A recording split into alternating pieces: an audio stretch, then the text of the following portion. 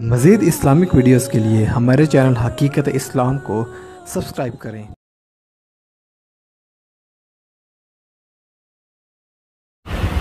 ایک ہے ایمان اور ایک کیا ہے عمل۔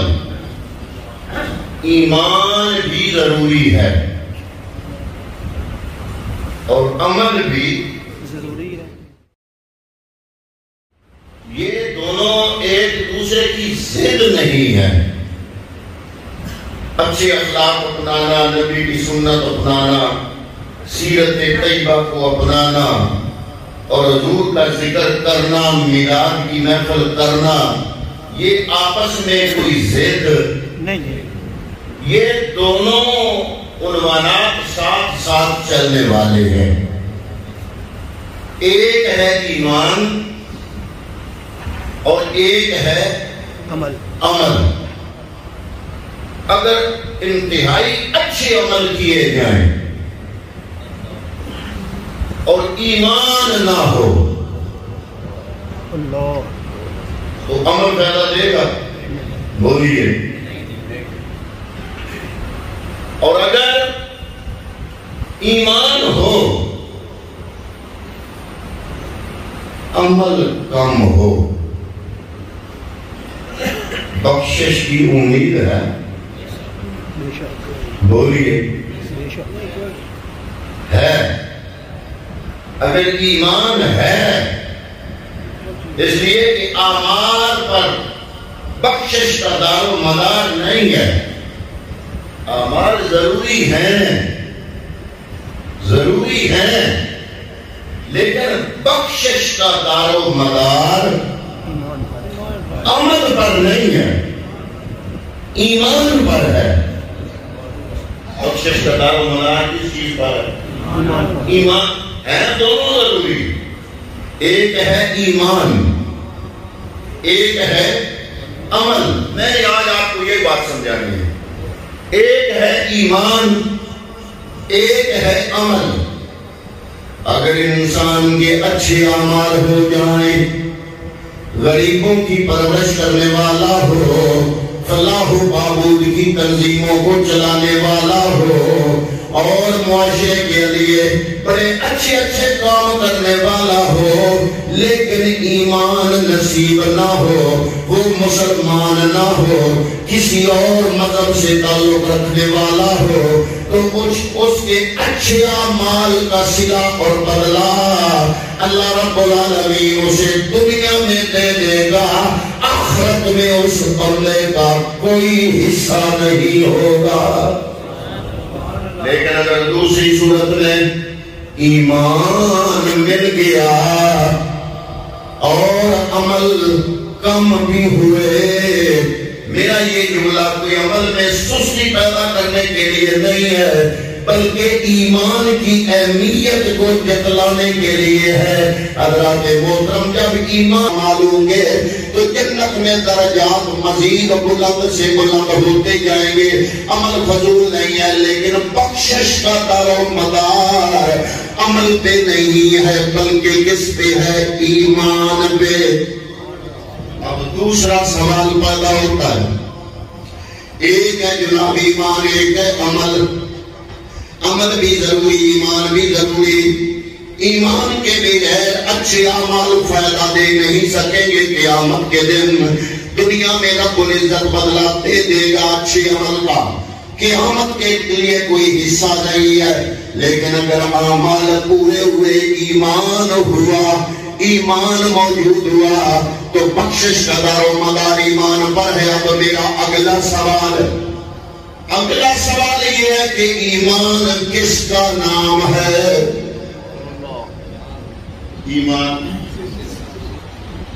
ایمان کس کا؟ آپ کے ذہن میں آ رہا ہوگا اللہ کو ماننے کا نام۔ میں بھی جناب آپ کے حق میں ہوں، لیکن میں ایک بات سمجھانا چاہتا ہوں۔ ایمان یہ ہے کہ آمنت باللہ و ملائکتہ و کتبہ و رسلہ والیوم الآخر والقدر خیرہ و شرہ من اللہ تعالی والبعث بعد الموت۔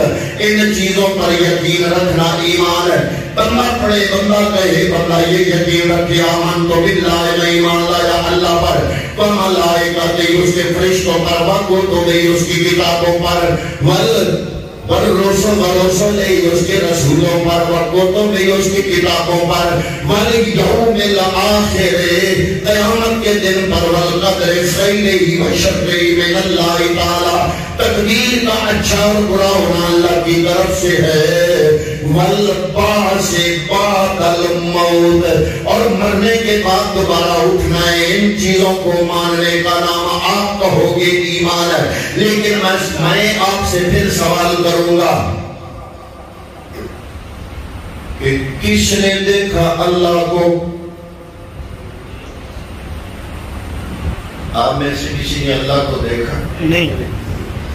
کس نے دیکھا فرشتوں کو؟ کسی نے دیکھا؟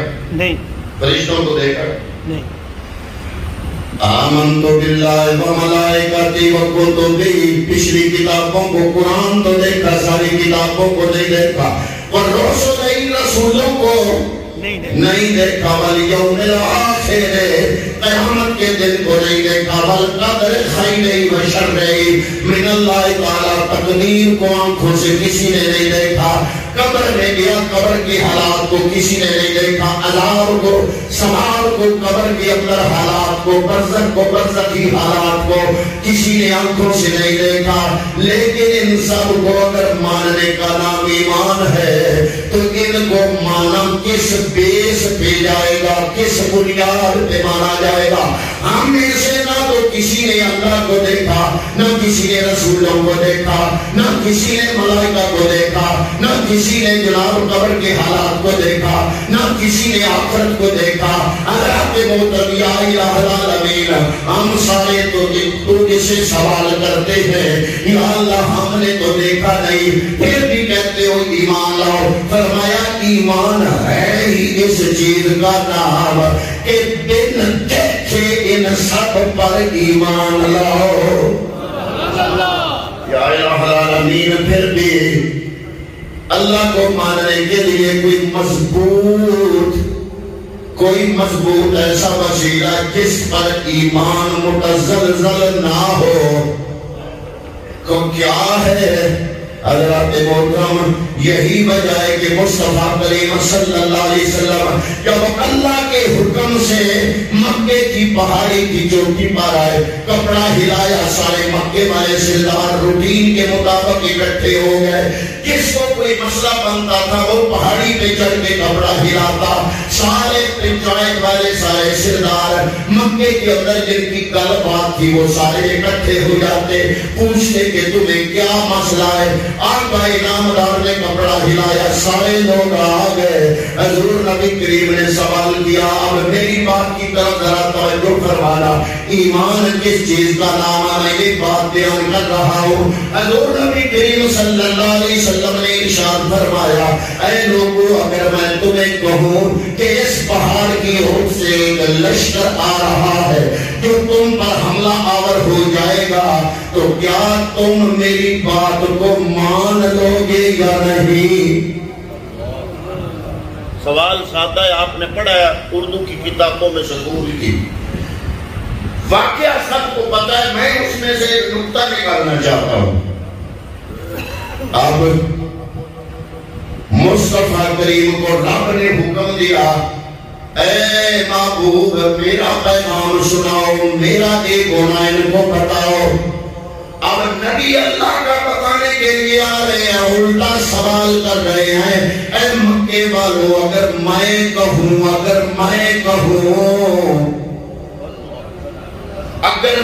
کہوں کہ اس پہاڑ کی اوٹ سے ایمان کس کا نام ہے، اگر میں کہوں اس پہاڑ کی اور سے ایک لشکر تم پہ حملہ آور ہونے والا ہے، کیا میری بات مان لو گے؟ اللہ تعالیٰ کو چاہیے تھا کہ پوچھے، اے میرے محبوب میں نے تو تمہیں بھیجا تھا مجھے منواؤ، تم مجھے منوانے سے پہلے ان مکے والوں سے اپنا آپ کیوں منوا رہے ہو؟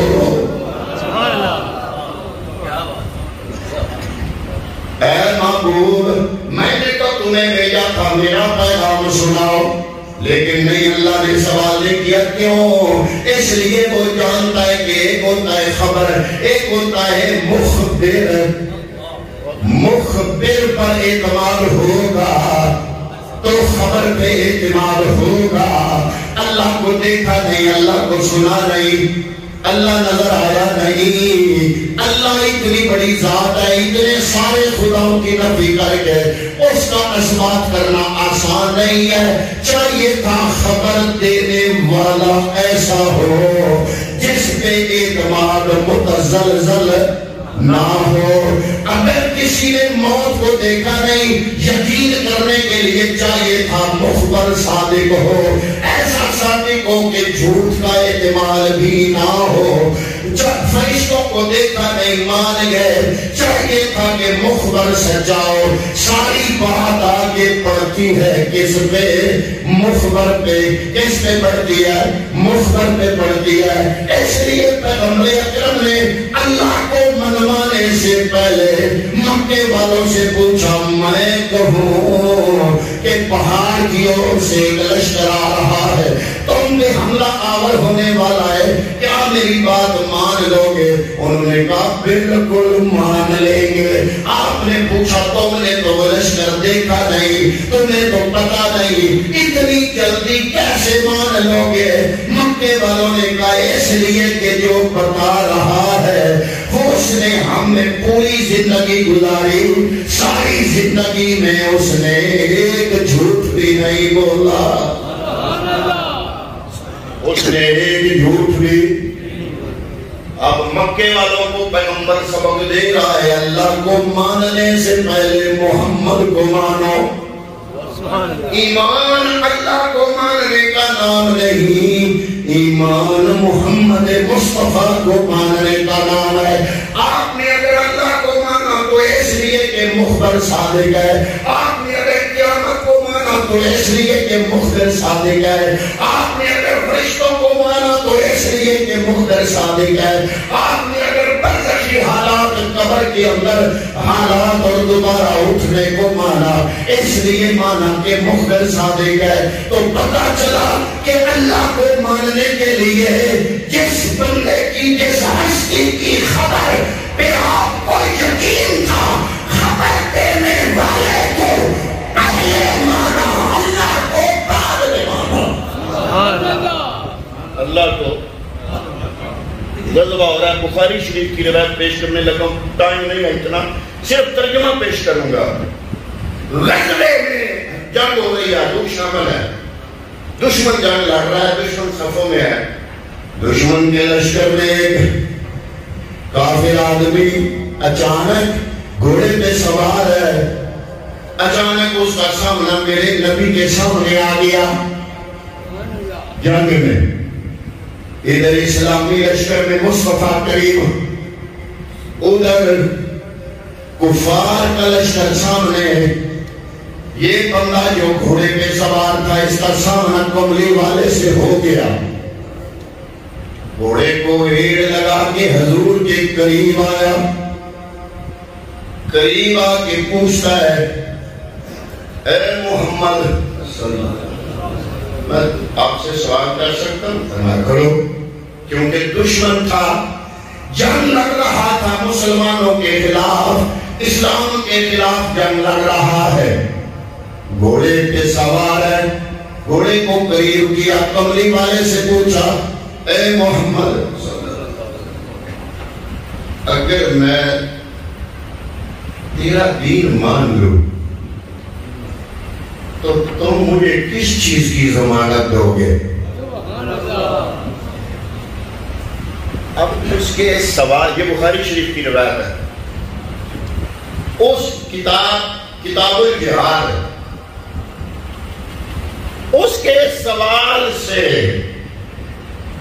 کچھ چیز آپ نے سمجھی کہ مکے کے کافر یا اس عرب کے کافر یہ جانتے تھے, کافر ہو کے یہ جانتے تھے کہ محمد نے جس چیز کی ضمانت دے دی وہ شاید پکی ہوگی. اللہ اللہ, کیا بات ہے, کیا بات ہے, ماشاءاللہ. وہ کیا کہتا ہے, سوال کرتا ہے کہ اگر میں تیرا دین مان لوں تو مجھے کس چیز کی ضمانت دو گے؟ آپ نے کوئی لمبی چوڑی سوچ نہیں سوچی، آپ نے فرمایا جنت کی ضمانت۔ جنت کس کی ضمانت پہ ملتی ہے؟ حضور کی ضمانت، مصطفیٰ کی ضمانت پہ۔ اللہ خالق و مالک ہے، لیکن اللہ نے آپ میں سے کس کو ڈائریکٹ کہا ہے کہ میں تمہیں جنت میں بھیجوں گا؟ جنت ملے گی تو مصطفیٰ کریم کی نسبت سے ملے گی، حضور کی ضمانت سے ملے گی۔ آپ نے فرمایا میں جنت کی ضمانت دیتا ہوں، اس نے کہا پھر کلمہ پڑھاؤ۔ پیغمبر اکرم تھا ہے دشمن کے لشکر میں، بخاری شریف کتاب باب الجہاد، وہ کہتا ہے کلمہ پڑھاؤ۔ کملی والے نے کلمہ پڑھایا، پڑھا اشہد ان لا الہ الا اللہ و اشہد ان محمدن عبدہ و رسولہ۔ یہ جب کلمہ پڑھا مسلمان ہو گیا، ابھی اس نے نماز نہیں پڑھی بلکہ اس کو پتہ ہی نہیں نماز کیا شے ہے، ابھی اس نے روزہ نہیں رکھا بلکہ اس کو پتہ ہی نہیں روزہ کیا ہے، ابھی اس نے جہاد نہیں کیا بلکہ اسلام کے خلاف جنگ کی ہے، کوئی عمل نہیں کیا، کوئی عمل سیکھا نہیں، کوئی عمل کیا نہیں۔ حضرات محترم، اس کے دل میں آیا کہ میں گھوڑے سے اتروں، جس نبی کو مانا ہے اس کے پاؤں چوم لوں۔ جب گھوڑے سے اترنے لگا اس کا پاؤں گھوڑے کی رکاب میں الجھا، جب رکاب میں پاؤں الجھا تو وہ گرا، اس کا سارے ایک پتھر سے لگا، وہی ختم ہو گیا۔ حضرات محترم، سوال پیدا ہوا، صحابہ نے پوچھا یا رسول اللہ ابھی تک اس نے نماز نہیں پڑھی، ابھی تک اس نے روزہ نہیں رکھا، ابھی تک اس نے زکوٰۃ نہیں دی، ابھی تک اس نے ایک سجدہ بھی نہیں کیا، یا رسول اللہ یہ مر گیا؟ فرمایا مر گیا نہ کہو، یہ سیدھا جنت میں گیا۔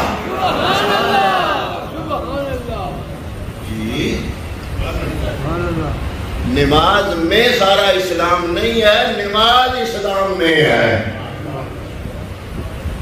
میری بات نہیں سمجھا؟ روزے میں صرف اسلام نہیں ہے، روزہ اسلام میں ہے۔ سارے اراکین اسلام مسلم ہے، لیکن اتنے تک فائدہ نہیں دیں گے جتنے تک ایمان نہیں ہوگا۔ اور ایمان کس چیز کا نام ہے؟ ایمان نام ہے محمد عربی کو مانے۔